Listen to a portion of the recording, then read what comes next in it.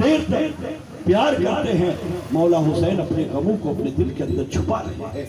इतने में दुश्मनों की ललकार हुई, कहे हुसैन इब्ने अली, क्या तुम्हारे बहादुर खत्म हो गए? क्या हुआ कि जंग के मैदान में सन्नाटा है। इतने में दोनों बच्चों ने अपने मामू जान के हाथ चूमे और अपने घोड़ों पर सवार, घोड़ों पर सवार होकर ज़ैनब के दो लाल, ज़ैनब के दूध पिए हुए दो शेर, हैदर कर्रार की बेटी के दो बेटे, हजरत अली के दो नवासे, दोनों करबला की तरफ घोड़े को एड़ लगाते हैं और तेजी के साथ घोड़ा यजीदियों के सामने खड़े होते हैं। दोनों भाई शेर की तरह दहाड़ते हैं और खुतबा देकर कहते हैं, सुनो, पहचानो मेरे मामू, पहचानो हुसैन को, पहचानो मौला हुसैन कौन है, होश में आओ। हम हाशमी खानदान के बच्चे हैं, हम अली के तो नवासे हैं, रसूलुल्लाह के पर नवासे हैं। लोगों होश में आओ, कलमा पढ़ने वालों होश में आओ, पहचानो अहले बैत को, याद करो नबी के फरमान को। मगर किसी से कुछ न हुआ। सब ने कहा, ओ बहादुर, अगर लड़ना है तो आगे बढ़ो, उठाओ अपने हथियार, दिखाओ अपने जौहर, हाशमी तेवर। दोनों बच्चे लश्कर में घुस पड़े, दोनों ने अपनी तलवार चलाई, दोनों अपने तलवारों की बहादुरी दिखाते हुए सैकड़ों को काटा, बीसों दसों को गिराया। प्यास तो थी ही, भूख तो थे ही, मगर दुश्मनों ने कहा, एक एक करके लड़ोगे तो ये हाशमी खून है, ये अली के नवासे हैं, ये तुम्हें जीने नहीं देंगे, एक बार की हमला करो। दुश्मनों ने चारों तरफ से तीर बरसाने शुरू कर दिए, भाले फेंकने लगे, किसके पास ईंट पत्थर कंकर होते थे वो फेंकने लगे।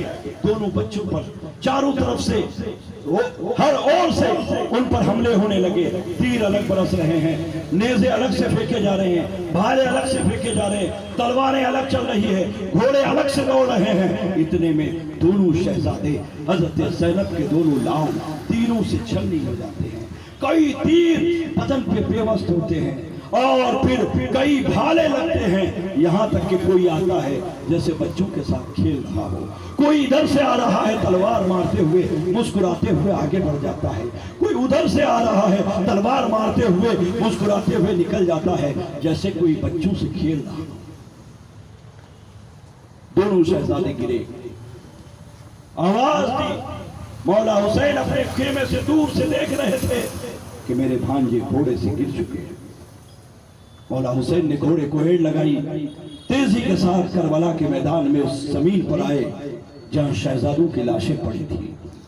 आप अकेले करते भी क्या, दोनों शहजादों जिसके बदन में तीर, तलवारों के निशान, कहीं कान कटा पड़ा है, कहीं उंगलियां कटी पड़ी है, कहीं जिस्म के अलग अलग टुकड़े अलग अलग जगह फड़क रहे हैं। इमाम देख रहे हैं, मैं अपने भांजों को कैसे उठाऊं, किस तरह से मैं लाशा लेकर खेमे तक जाऊं। अगर उंगलियां उठा रहे हैं तो कहीं कान कटा पड़ा है, कान उठा रहे हैं तो कहीं बाजू के गोश्त पड़े हैं, कहीं बाजू के गोश्त उठा रहे हैं तो कहीं दांत टूटे पड़े हैं। इमाम अपने भांजों की इन लाशों की लुथड़ों को एक चादर में समेट रहे हैं और जो बाकी बांधा जिस्म है उन्हें अपने घोड़े पे ऐसे लाद रहे हैं जैसे कोई अनाज की गोली लाद रहा। इमाम ने, सब्र रज़ा के पैकर ने, शहंशाह सब्र ने अपने भांजों को अपने घोड़े के ऊपर लिया, गोश्त के टुकड़ों को, जिस्म के टुकड़ों को चादर में समेटा, खेमे की तरफ रवा हुआ। जब खेमे में पहुंचे तो हजरत ज़ैनब इंतजार में थी। मेरे शहादत के दूल्हे, मेरे दोनों लाल, मेरे दोनों बच्चे आ रहे होंगे, शहादत के दूल्हों का मैं इस्तेकबाल करूंगी।